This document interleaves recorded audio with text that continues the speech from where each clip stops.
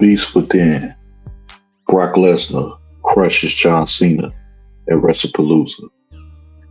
The lights dimmed, the crowd roared, and two of WWE's most storied figures stood across from one another once again.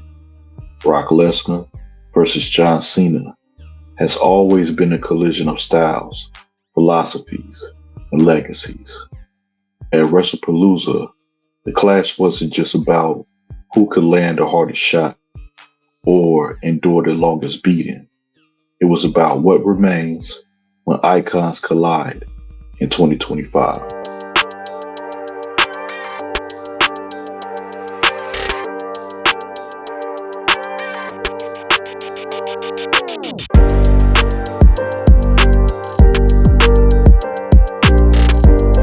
From the opening bell, Lesnar wasted no time asserting his dominance. The Beast incarnate looked every bit the final boss, not Rocky, Brock. The Beast incarnate looked every bit the final boss of professional wrestling, tossing Cena around with suplexes that rattled the ring and echoed through the arena.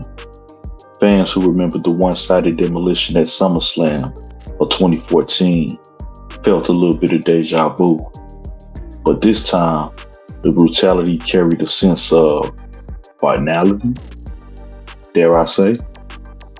Cena fought back with trademark resilience, landing shoulder blocks, and that familiar attitude adjustment, but it felt more symbolic than threatening.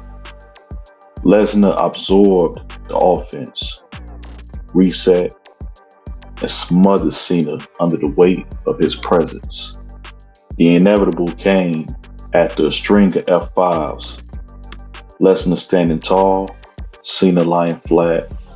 Game over, night over.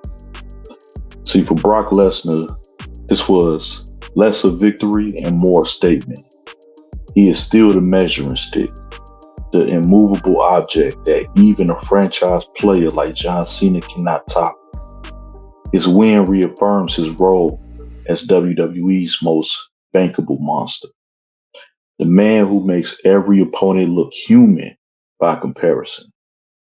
For Cena, the loss tells another story. He is no longer the conquering hero of a decade ago.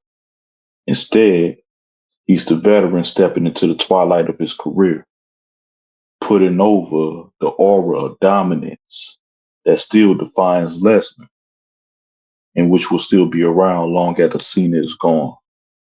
So in a way, Cena's willingness to lose so decisively actually shows growth. He doesn't need to win to prove his legacy. And now Cena with Lesnar on his shoulders, an attitude adjustment. AA by John. Straight back up. But John's got him on his shoulders. He got another AA by Cena. Brock is completely rocked here. Got to capitalize, John. Cena's got an opportunity. Looking for a third AA to the Beast, Brock Lesnar. Cena delivers. Cover on the Beast. And Brock kicked at it too.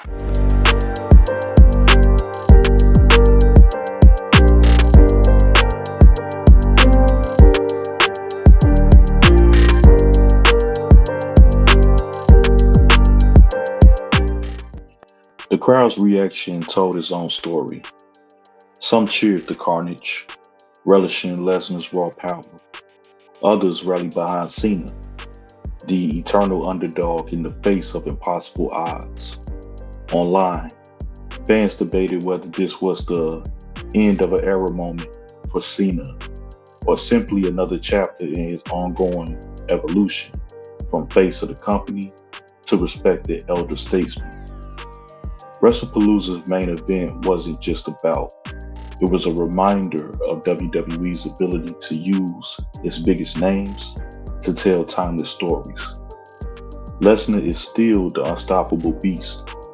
Cena is still the resilient fighter who won't quit, even in defeat. Together, they created a spectacle that felt both nostalgic and, dare I say, fresh. And now the biggest question lingers.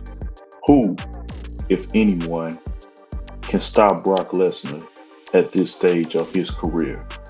Or is this an opportunity for Superman himself to one last time conquer the beast and sail off into the sunset on his road to retirement?